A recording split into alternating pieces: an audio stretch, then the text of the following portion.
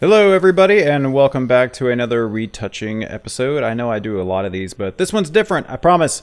This was taken from a workshop that I taught the other day. It was the mock wedding workshop, and so did a little bit of different kind of lighting on this one. And since it's a bride, I figured, hey, kind of break up the usual, just typical headshots stuff. So just to kind of explain, over here on the right side of the photo off camera, I've got a light stand with a Nikon SB910 Speedlight attached to a Westcott Rapid Box, and I don't remember what the settings are, but and then in the background off camera, just a little bit around the corner, I've got another SB910 using as a backlight. So with that being said, first let me just make sure, basically what I wanted to do today was show you guys kind of how I start in Lightroom before I do all of my adjustments, and then maybe go into PortraitPro to do some retouching, that kind of stuff.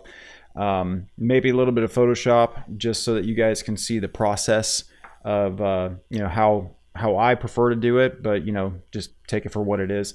So anyways, let me just reset this, make sure everything looks good. Okay, so this is how it looks coming out of camera, and I mean, for the most part, that came out of nowhere.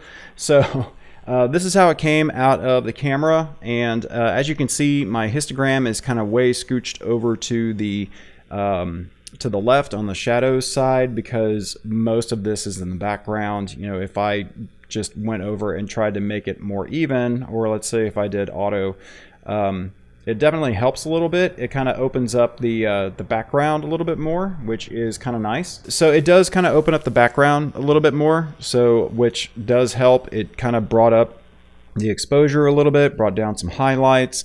Shadows are up a little bit. So what I'm going to do is bring up the clarity just enough to where we get some more definition to bring that back once the shadows go up.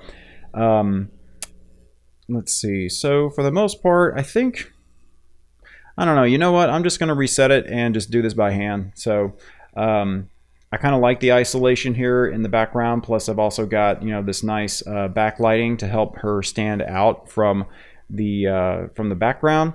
But I am going to bring this up just a little bit. I just kind of want to watch the highlights on the face. There we go. And then I'm going to bring up that clarity just a tad. And some people, how sometimes they kind of have like that really creamy kind of skin look. What a lot of people do, or what I've done in the past to give it that look, is I go down and bring the vibrance down a little bit, which helps, especially if you plan on taking it into PortraitPro later, because that'll help kind of bring some of the skin tone back. But if I go way up, notice how her skin starts to look real kind of orangey, which we want to avoid. So I'm going to bring that down just a little bit.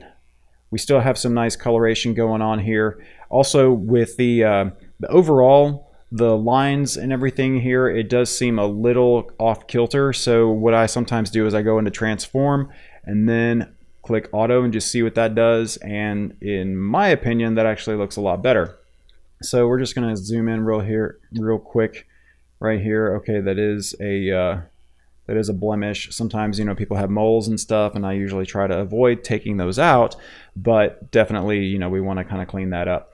So let's see here. Okay, so far so good. I might actually go into the tone curve here, and also I have a special tone curve where I bring up the shadows, and then I also bring down and my wife just walked in.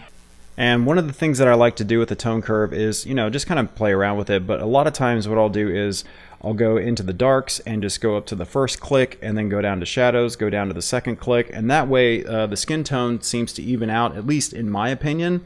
But it also continues to have that contrast that's necessary so the overall image doesn't look too flat. So, and that way if I need to, I can come back in and just, change. Yeah, see, you don't really have to mess with the vibrance after that, and you may not even have to mess with the clarity. So notice we've got a little bit more coloration here than if we did this and then that. So we're just going to undo that. Alrighty, so we've got the coloration. The shadows aren't too dark, it's just the blacks to help kind of bring everything back into focus.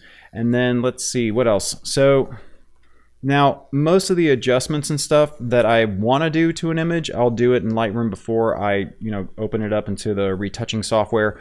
So let's see here. I'm going to go over here to exposure, bring that up a little bit, and then I'm just going to come down here and just kind of lighten that up, put a little bit of more focus there. And I'm just kind of figuring this out as we go. Let's see. And did we already do the transform? Yes, we did. Detail. Now, here's the thing I do with detail before I import it into PortraitPro. I'll go to sharpening, and honestly, some people may say, well, Dustin, that's really sloppy. I don't care. Honestly, if I spend too much time dinking around trying to perfect things and whatnot, then my client's never going to get the images. Now, granted, I know this is the workshop thing, but I just take all 4 sliders for sharpening and just bring right up to the middle. And then that way, I can go in and just check like skin texture and stuff, which again, I'm sorry, I'm working on a 5K iMac, so I know that the detail is, it's going to come out a little soft when it's uploaded to YouTube. So just, trust me on it. You try it out on your images at home. And then let's see what else here. Let me drink some coffee here. Alrighty. Now, one trick that I do a lot when I've been looking at the same photo for a long time is, and this is just one of those things, especially before you start adjusting for white balance, is I will actually look out the window, kind of do this thing, But no, I'm kidding. But I will look out the window and, curtains open, all that stuff. Just kind of look and see what's outside, because that helps your eyes recalibrate, color, because that's true daylight outside. And then when you look back at your photo, you're like, oh, wow, okay, yeah, that looks a little bit cooler than I thought, it was. So that way your eyes don't get, too accustomed. So I'm going to bring some warmth in just a tad. Again, I am being nitpicky, so bear with me. But you'd be amazed what happens if you've been staring at the computer screen for a long time, and then you look out the window and you just kind of see what's going on out there, but your eyes will get, more recalibrated, I guess is the word, by looking out the window, and then you look back at the screen, you're like, whoa, that's really blue. So it's just a little trick. But let's see. I don't know how artistic I want to get with this. Sometimes what I'll do is I'll go over to the clarity brush, make sure auto mask is off, okay. And, let's say I want to just kind of enhance the photo overall. I mean, that looks cool in my opinion, but I feel like it takes away from the actual subject. I use this kind of technique and stuff more for like commercial work or architectural especially. So we're going to undo that. And then let's see what else. What I might do is go over here and bring up exposure in the background just a little bit. There we go. Just kind of even it out. And again, I am not super picky about it. Again, the focus is on our subject, not on, what's going on behind her. And you can always just check your mask if you want to come over here. Just click on that, see how it looks. Alrighty, looks good. Looks good. So far, so good. Now, keeping in mind with the histogram, there's almost no information over here in the highlights, so I might bring it up. Excuse me. Just keep looking at the far edge here. I'm sorry, guys. Now, see, if I try to pull it over too far, then it's just going to blow out the skin tone. So I'm going to bring that back down. Also, make sure my brightness is all the way up on my screen. So, okay, I like the way it looks because I want kind of like that bright skin kind of color. It also kind of replicates, window light. The room itself that we were in, the whole house, Chateau Bellevue, was just gorgeous, but it's really dark. It's built like back in the mid 1800s, so a lot of the motif back then for interiors was like dark wood, dark carpeting, all that kind of stuff, and the windows weren't really big in that room. So, just kind of mimicking what it would look like with window light looks, in my opinion, something that I feel would be really good. So I'm also going to bring exposure down on this one area over here. Just kind of paint it back in a little bit. Let's see. Let me go back. There we go. And kind of bring down the flow. Bring it down the flow. There we go. Okay. And then, you know, just for, I don't know, let's see how this looks just for creative purposes. I'm going to do a graduated filter, and I'm going to try and mimic like a ray of light coming in from the window. So I'm going to drag up like this, and then maybe come over here and do that. Maybe, I don't know. A lot of times I just kind of dink around Bob Ross style, see how stuff looks before I get real judgmental about it. Wow. Okay. I kind of like it. Sometimes I'll go in and just kind of punch the color. Punch the color. There we go. A little bit warmer. Sweet. Okay, so next, I'm just going to go in and do some stuff in PortraitPro just for the heck of it, because, hey, you know, why not? Let's see. So, okay, so we got clarity. We've got nice contrast, got good color. My detail is up. Lens corrections. Oh yeah, don't forget lens corrections. There we go. I knew something was off. Alrighty. And transform. Yep. Update just in case. There it is. Okay. Yeah, I always just double check before, you know, anything else. Tone curve. Got my tone curve. Okay, so now we're going to go into PortraitPro. So there wasn't a whole lot that really needed to be done as far as like skin texture and stuff. There was that one little bump there. I'm actually going to zoom in and make sure it's not like a natural like beauty mark type thing before I go all nuts on it. But the facial shine, I feel it benefits a whole lot more. Plus, I don't know, just overall, just sort of smoothing out the skin tones and stuff, you know, really helps. So for this one, obviously the lines are really off. If I try to adjust here, it's going to apply all of the different sliders and really slow the whole program down. So I go back and then just adjust as needed. Sorry, I got a little REM stuck in my head. There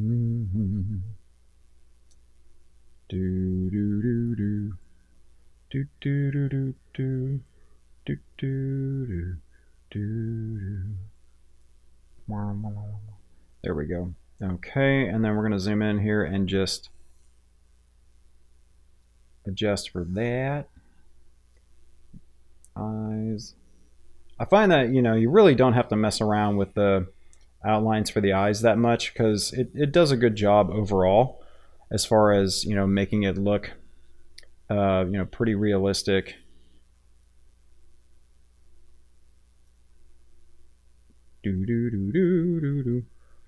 Hairline, we're gonna bring that down. There we go. Lips. This is definitely more important if you are planning on doing any makeup enhancements and stuff, which we might do. Just kind of, you know, just kind of see how the makeup looks if we, you know, we kind of mess around with it and stuff. Make sure the lines here are also a lot wider than you think you need, just in case you need to do any teeth whitening, which honestly it doesn't really look like she needs that much. Alrighty, I know it looks weird with the outlines and stuff like that, but trust me, it, you know, getting those correct for the most part or pretty close definitely makes a big difference. So we're going to zoom out, just take a look, make sure it's still recording. Okay, so the skin here looks nice and smooth. However, I feel like it's a little too dark complexion wise, so we're going to go down here and just bring the tan slider down. We might also just click here and see how it looks without it. And as you guys probably, you know, notice, I always zoom out and then zoom back in, just kind of get an overall sort of look. We're going to go to skin smoothing, go back to face. And in my opinion, I feel like it is important to have, you know, just a little bit of shine left in there. So also Let's see, imperfections, not much of a difference there. Around eyes, not needed so much. Thin wrinkles, fine shadows. Yeah, see, if you mess around with these too much, then it's going to make the skin look plastic. I also tend to leave the pores because that way we have some texture there. And then let's see. Let's just see how the brush looks here if I come in and just touch this little guy up a little bit. Nice. Okay, so it didn't go away completely, but it took away that kind of shadow that's created sometimes when you've got the directional light, if there's a raised bump there. And then, so close that out. Let's see here.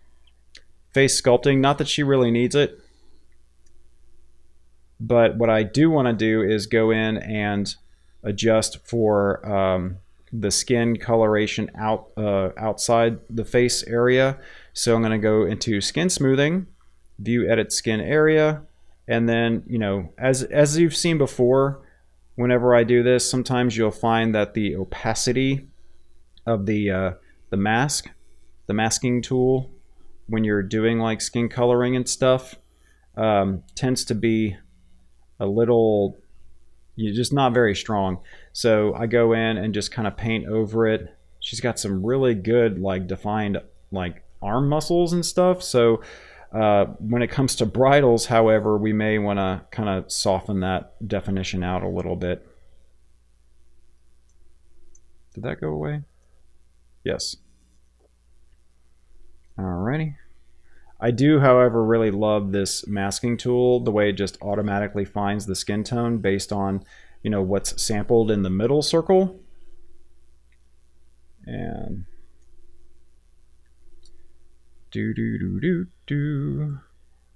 all right, so now I'm gonna click OK. And that way it kind of, you know, just helps the skin tone match, you know, like the arms and stuff, so it's not too different. And now I'm just going to check and see what happens when I do the skin lighting. I feel like I spent enough time getting the lighting controls, you know, in camera, and I just, you know, am curious to see what it looks like without it, because sometimes it can also soften the face a bit too much. So you notice like over here, some of that definition gets lost with the skin lighting. It does add a little bit of contrast. What I can do is move this around or come back with it. You know, it just depends, or if you really want to go nuts with it, which, you know, I don't. But as you can see, it gets a little too soft. You know, the more the modeling, then you do fixed lighting. See that just freaky looking. I love messing around with that one. However, sometimes it's really cool if you have like one side of the face that's almost too much in shadow, so you can go over to like, we're gonna go over to this part of the face here. Sorry, I keep pointing to my screen with my finger and you guys can't see what I'm pointing at. But see what happens there? It kind of helps bring in some of that light that might be lost in case maybe you didn't use a reflector or something. But let's see. I am actually gonna bring, whoops, go back. Under skin lighting controls, I'm going to bring the modeling down just a tad because I feel like I'm losing too much texture. And then skin smoothing, might bring that in just a little bit. She's got a really good complexion, so I don't really need to mess around with it too much. And then here we go, eye controls. I just always kind of slide through these, whoa, just to kind of, you know, make sure that my eyes are calibrated. Looking out the window, looking back, and then let's see, mouth and nose. I don't think we really have to mess with that. Hair controls, we're going to go in and we're going to edit the hair area, up my brush size. And again, this kind of like the stray hairs that kind of crisscross over each other helps smooth those out, just removes some of the, I guess you'd call it noise that are, you know, prevalent in the hair. Some of you guys may be thinking, well, why aren't you fixing some of the stray hairs, you know, all those little hairs that are sticking away from the face? I find I go overboard with it, and I don't feel like any of the hairs that are on here are too distracting to begin with. And if I go in there and really start to just go nuts on the hair strands, then it really comes out looking fake. So that way there's a good amount of texture between the actual hair and the background. Anytime I use this mask tool, it kind of reminds me of Jem and the holograms. My wife says that when she was a kid, she was like a huge fan of it. So it's just funny to me. I don't know. I feel like 80s cartoons are like some of the best ones compared to today's cartoons. Of course, they were probably a little inappropriate, you know, for kids our age back then. But then again, most movies were like Gremlins, Goonies. Seriously? Do you think they would still be rated like PG today? Okay, so anyways, enough talk. Brought about a little bit of vibrance back. If you kind of compare and look at this other one over here, you know that sometimes the lighting that we do will kind of wash out colors. And then we're going to go to hair tidying mode. I'm gonna have to wrap it up here pretty soon so my camera doesn't stop recording. Let's see, smooth hair.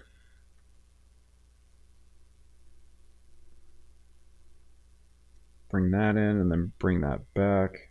Don't want to lose too much texture. There it goes. So let's do face. So there's a lot of noise over here. Some people want to think it's detail. I tend to feel like it's noise, especially in brighter colored hair, but over here it just makes it all nice and smooth. So let's see, we're going to back up again and click OK. And then let's see. So we're going to just go back in, check makeup controls, make sure, you know, everything looks good. Picture controls down here, I tend to turn those off sometimes because, again, I already did all of that in Lightroom. And I think we're going to leave it there for now. Let me just go in, check the eyes. Everything looks good. Yeah, so we're going to leave it at that. And we'll move on to, actually, you know what? I don't really think there's a whole lot we really need to do in Photoshop. So we're just going to leave it there. And other than that, you know, thank you guys so much for watching. Like I said before, you know, I like to keep a little bit of highlights on the face just to make sure that, you know, we still have some of that dimensional quality. But for the most part, there you go, from Lightroom into Portrait Pro. If you have any questions, just put them down in the comments. Otherwise, if you learned something today, please leave a like. And if you want to see more videos that I do, make sure to subscribe. And thanks for watching.